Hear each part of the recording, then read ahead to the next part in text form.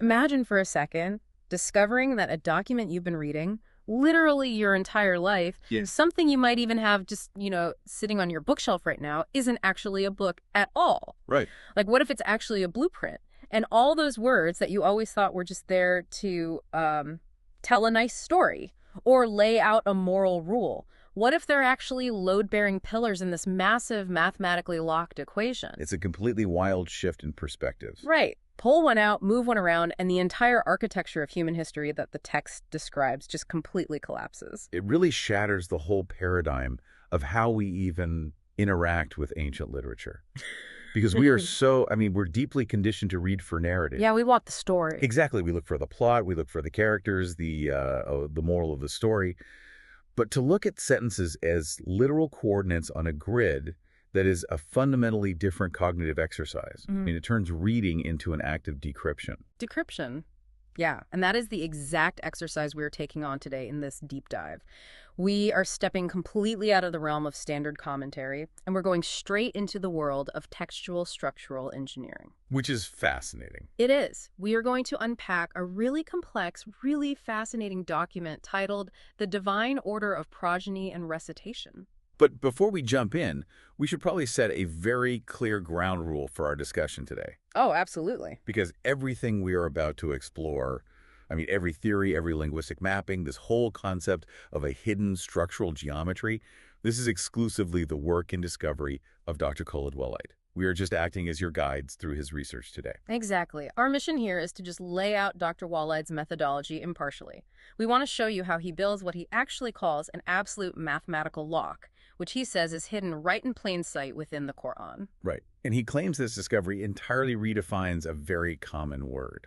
Yeah, and proves the existence of this unalterable structural timeline. Now, we aren't here to, endorse this as absolute truth or get into a theological debate.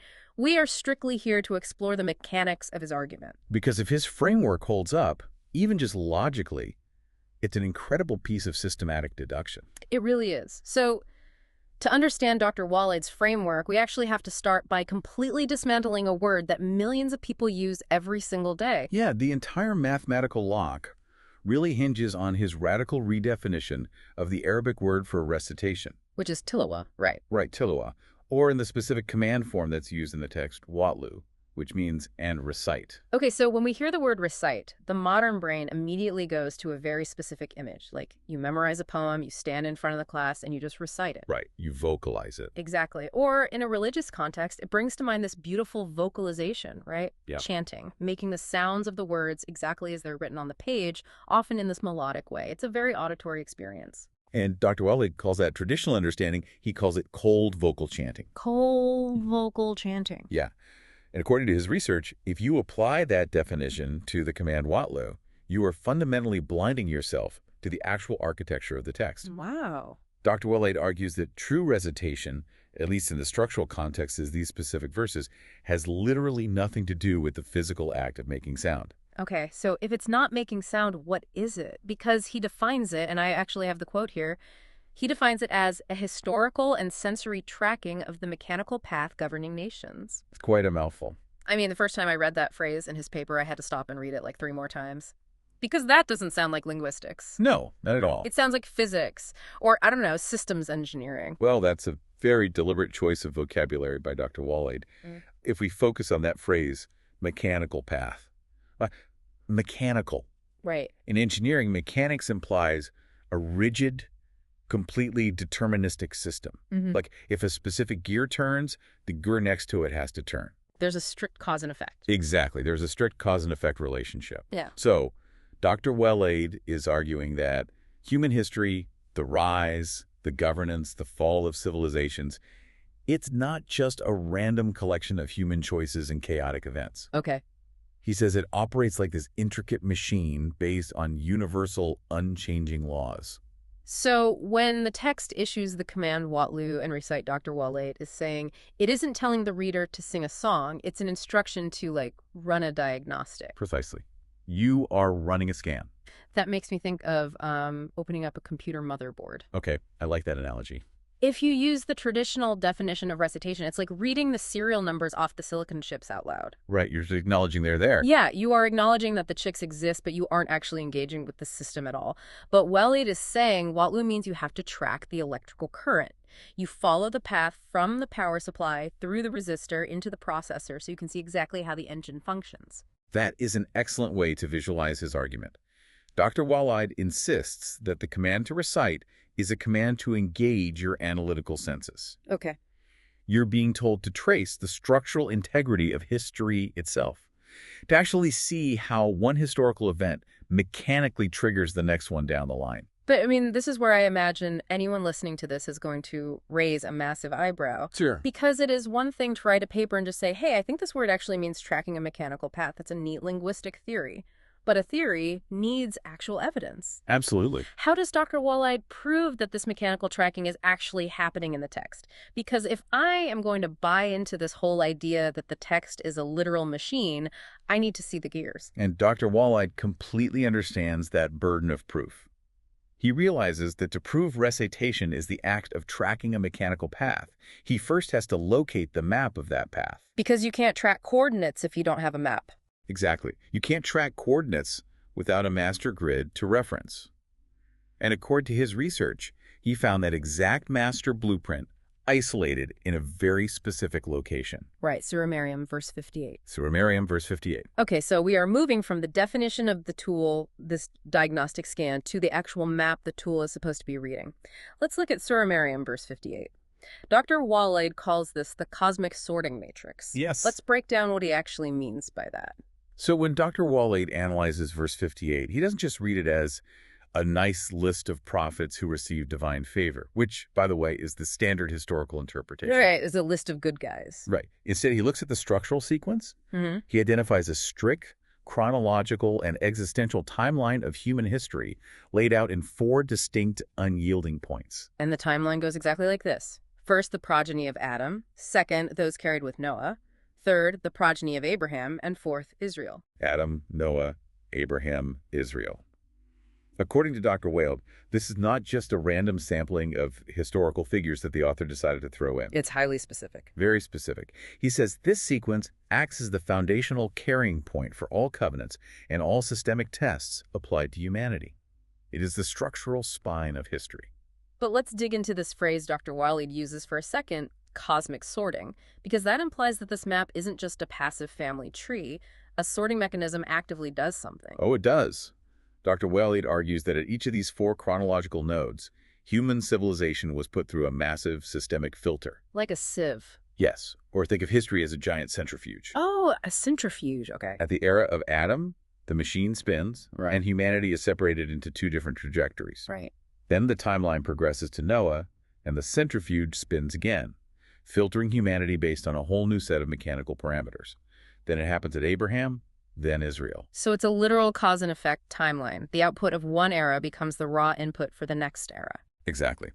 Dr. Waleed posits that Surah Maryam, verse 58, sets up the unalterable rules for humanity. Yeah. It is the master map of that historical motherboard you mentioned earlier. All right, so we have Waleed's 2 core concepts on the table now. On one side, we have his new definition of Watlu's command to run a mechanical tracking scan.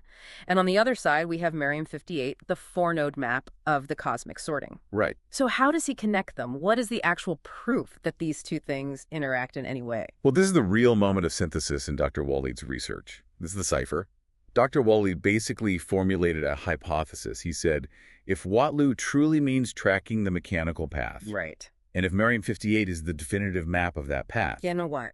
then every single time the text structurally commands the reader to recite a historical event, it should point directly back to these 4 coordinates in exact order. Wow. Okay, so he essentially did a full structural audit of the text. He went looking for every instance where the command Watlu was paired with a major historical narrative just to see if it locked into the Maryam 58 grid. Correct. He wanted to test if the public key, which is the visible map of Maryam 58, aligned perfectly with the private key, which are these scattered Watlu commands throughout the text. Public and private keys, like cryptography. Exactly like cryptography. And what he documents in his findings is what he calls a perfect, unyielding mathematical match. Perfect match. He shows that the Quran moves along this exact line of coordinates without a single millimeter of drift. That is, I mean, this is where the concept of the text as an engineered structure really starts to take shape for me. Because if you just read the text sequentially, normally you might find the command to recite Noah in one chapter, and then the command to recite Adam in a completely different chapter. Right, they seem disconnected. But Waleed is saying if you isolate the commands themselves, they form their own underlying chronological architecture that matches the master blueprint perfectly. That is exactly his argument. Dr. Waleed uses the phrase uncovering the hidden or revealing what is concealed. But it's crucial to understand here that he doesn't mean something mystical or esoteric. He means literal structural geometry.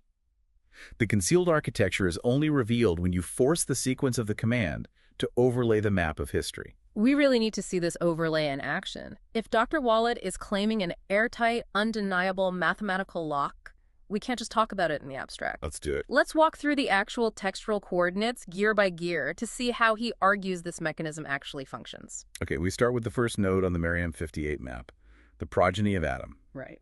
Dr. Waleed scans the text for the first major structural deployment of the Watlu command regarding historical news, and he locates it in Surah Al-Maidiyah, verse 27. And that verse says, let me read it, and recite to them the story of Adam's two sons with truth, when they both offered a sacrifice, and it was accepted from one of them, but was not accepted from the other. Said he, I will surely kill you, said the other. Indeed, Allah only accepts from the righteous. And recite to them the story of Adam's two sons. The Watlu command points immediately and directly to the very first coordinate. Node 1 is locked in. Locked in. But let's look closer at the mechanics of this, because earlier we talked about Waleed's idea of a cosmic sorting. It isn't just pointing at Adam and saying, hey, he was here. It is analyzing the specific event that defined that node. Yes, Dr. Waleed focuses very heavily on the action within the verse. The command to recite is actually forcing the reader to observe the first spin of the historical centrifuge. Okay, so what is being sorted here? Well, Dr. Waleed argues that this node separates the fundamental system of sacrifice and piety from the system of arrogance and murder. It establishes the absolute baseline for human civilization. Exactly. Before you can have complex nations, before you can have, laws or economies, the mechanical system of humanity has to define the primary cause and effect righteous action versus destructive entitlement. Exactly. According to Dr. Waleed's framework, the Watlu command isn't asking you to just read a tragic story about two brothers fighting. It's not a fable. No, it is commanding you to track how that specific historical mechanism operated. It is a data point. And once that sorting mechanism is established and understood by the reader, the system progresses to the next coordinate on the map. Which brings us to coordinate number 2 from Merriam 58, those carried with Noah. So where does Dr. Waleed find the matching command for this one? He maps it to Surah Yunus, verse 71. The verse begins, and recite to them the news of Noah. Wait, stop right there. And recite to them the news of Noah. I mean, that is incredibly direct. It is. It's almost too perfect. And the text continues with Noah addressing his people, saying, O my people, if my residence and my reminding of the signs of Allah has become burdensome upon you, then I have relied upon Allah. So resolve upon your plan and your partners, then carry it out against me, and do not give me respite. So again, the gear locks perfectly into place. The first command points to Adam, the second command points to Noah. But let's analyze the sorting mechanism here. The centrifuge spins again. How does Dr. Waleed interpret the mechanics of this specific node? Think about what the flood represents in a pure engineering context. A wipeout. A massive systemic purge. Yeah. Dr. Waleed views the era of Noah as a time when the machinery of humanity had become entirely corrupted. The baseline rules that were established at the Adam node, they were completely abandoned. The system broke. Right. Therefore, Dr. Waleed explains that this second node sorts the nation of peace and divine reliance from a society that is only permitted to.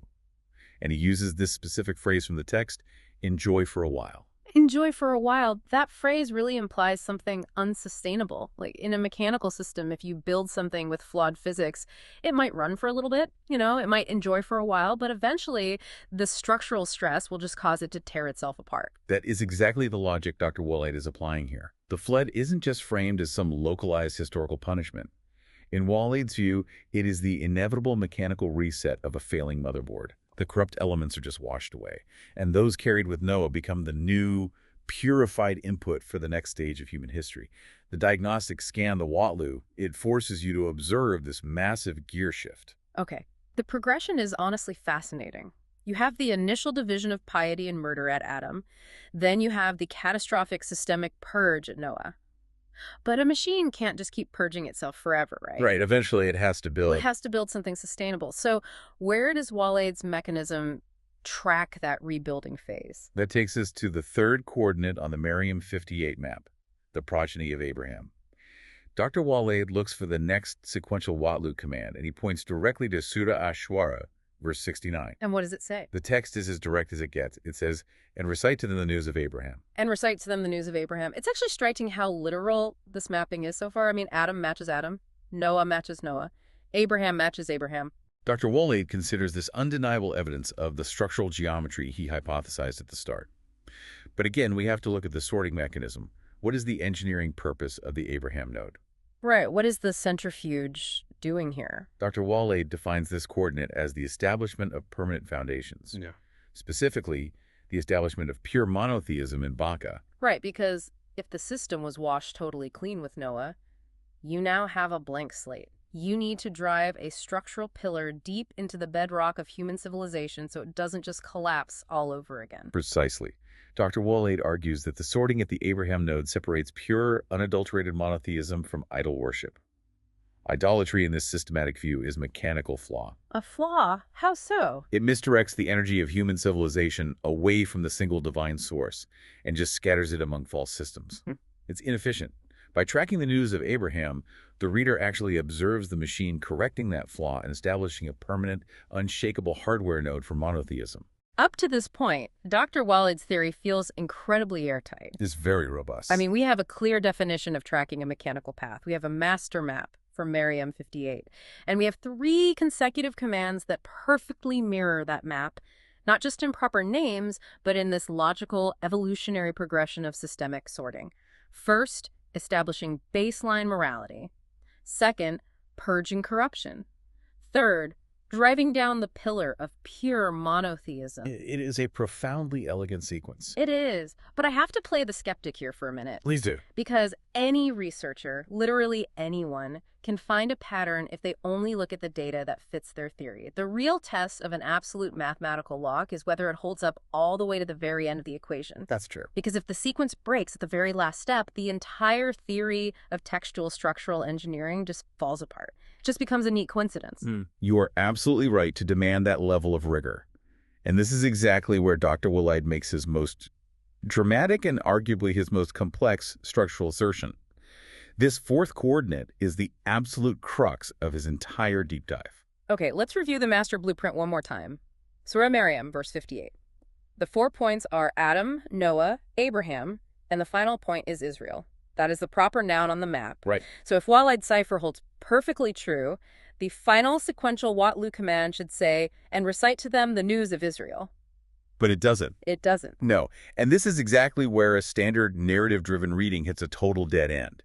A traditional reader looks at the text, sees that the nouns no longer match, and they just assume the sequence ended at Abraham. They assumed it was just a literary grouping of random prophets and nothing more. But Dr. Waleed is treating the text like a mathematical equation. He is looking for structural geometry. So where does he actually find the fourth command? He directs our attention to the final major Watlu command in the sequential structural grouping, which is located in Surah Al-Araf, verse 175. And let's be very precise here. What is the exact phrasing of that verse? The verse reads, and recite to them the news of him to whom we gave our signs. Yeah. But he detached himself from them, so Satan followed him, and he was of those who went astray. And recite to them the news of him who detached himself. I know in Arabic that specific term for the one who detached is al-munsalik. Yes, al-munsalik. It conveys the imagery of, like, peeling oneself away, shedding a skin, or deliberately disconnecting from a firmly established system. Okay, I have to push back really hard on Dr. Waleed here. Go ahead. On the surface, his absolute lock is broken. The master map clearly says Israel, but the tracking command points to a completely unnamed entity identified only as the detached. I mean, substituting a proper noun for a descriptive action just to make the math work, doesn't that sound exactly like confirmation bias? It certainly looks that way at first glance. How does Waleed justify making this massive leap? How does he prove this isn't just cherry-picking a random verse to fit the empty slot on his Merriam 58 map? It is the crucial question. And Dr. Waleed's defense rests entirely on the unyielding nature of sequential logic. He argues that he is not cherry-picking. He is strictly following the predetermined coordinates. Okay, explain that. Let's look at the structure objectively. You have sequence A, the master map of Merriam 58. It is explicitly chronologically ordered 1, 2, 3, 4. You're right. You have sequence B, the tracking commands of Watlu. It is identically mapped 1, 2, and 3 in perfect chronological alignment. Right. Adam, Noah, Abraham. Therefore, Dr. Waleed argues, whatever occupies the fourth slot in sequence B is, by absolute mathematical and structural necessity, the exact same entity that occupies the fourth slot in sequence A. They share the same geometric coordinate in parallel sequences. So it's like algebra. Exactly. In an algebraic equation, if sequence A is XYZ and Israel and sequence B is XYZ and al-Munsalik, then Israel absolutely equals al-Munsalik. Wow. Okay, I actually followed the mathematical logic there. If the first three gears mesh perfectly, you have to assume the fourth gear is also part of the same machine, even if it looks different. But why would it look different? From a purely linguistic standpoint, why would the text suddenly abandon the naming convention it used for Adam, Noah, and Abraham? Why not just say Israel and make the lock obvious to everyone? According to Dr. Waleed, this is where the true genius of the textual architecture reveals itself. Remember, true recitation is the tracking of the mechanical path. By the time the historical centrifuge reaches this fourth and final node, the sorting mechanism has reached a critical defining juncture. Okay. Dr. Waleed proposes that the text applies a cosmic attribute to the subject at this coordinate. A cosmic attribute, meaning they are defined by what they do rather than who they actually are. Exactly. At this stage in the overarching timeline, the entity isn't merely a historical lineage anymore. Their entire systemic identity is defined by their mechanical action within the divine system. Which was detaching. Yes. They were given the signs, they were plugged into the perfectly established motherboard, but they actively detached themselves. They pulled their own plug. They are the gear that intentionally slipped. Yes. The text refuses to use their proper noun, because their proper noun is no longer their defining characteristic. Their defining characteristic is structural failure. By naming them al-Munsalik, the detached text perfectly fulfills the chronological engineering sequence, while simultaneously delivering a profound, unalterable judgment on their role in the historical mechanism. I mean, that is an incredibly aggressive, mathematically driven interpretation. Hmm. Dr. Waleed is essentially arguing that the text is saying, look, I don't need to hand you their name on a silver platter. I will give you their exact coordinates and their catastrophic structural failure. And because you have the master blueprint, you already know exactly who they are. And Dr. Waleed emphasizes that this is a definitive cognitive breakthrough. He actually refers to this parallel mapping as a bright proof. A bright proof. Yeah. In his view, a rational analytical mind observing this airtight geometrical correspondence has no choice but to acknowledge the intentional design. The text isn't hiding the identity, it is proving the identity through cross-referencing its own internal mechanics.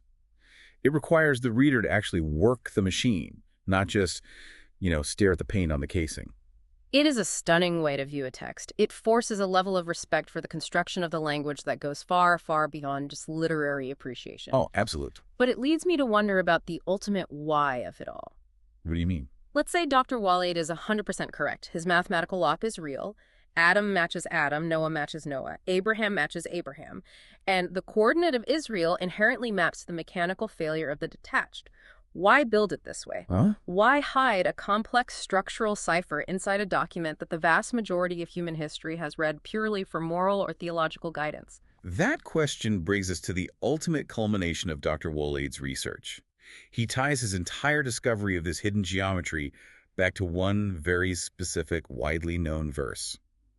The final piece of his puzzle is found in Surah Al-Kahf, verse 27. Surah Al-Kahf, verse 27. Okay, I know this verse is often cited. What is the exact phrasing? It reads, "And recite what has been revealed to you of the book of your Lord. There is no changing his words, and never will you find in other than him a refuge." And recite, there is no changing his words. Yeah. Okay, if we look at that through a traditional lens, no changing his words is a theological boundary. It means the text is perfectly preserved by divine will, or that God's promises cannot be altered by human intervention. Right, it is a statement of faith, Exactly. which is how it has been interpreted for centuries. But look closely at the terminology through Dr. Waleed's engineering lens. Notice what command initiates that very sentence. And recite, Watlu. Exactly. Why did the architect of the text specifically pair the command to run the mechanical diagnostic Watlu with the explicit statement, there is no changing his words, or in Arabic, la mubadala li kalimatihi? Because, wait, if recite means tracking the historical coordinates and you are tracking a sequence that is mathematically locked into place. Keep following that logic. What happens if you change a word? If you change a word, the coordinates don't map anymore. Oh, wow.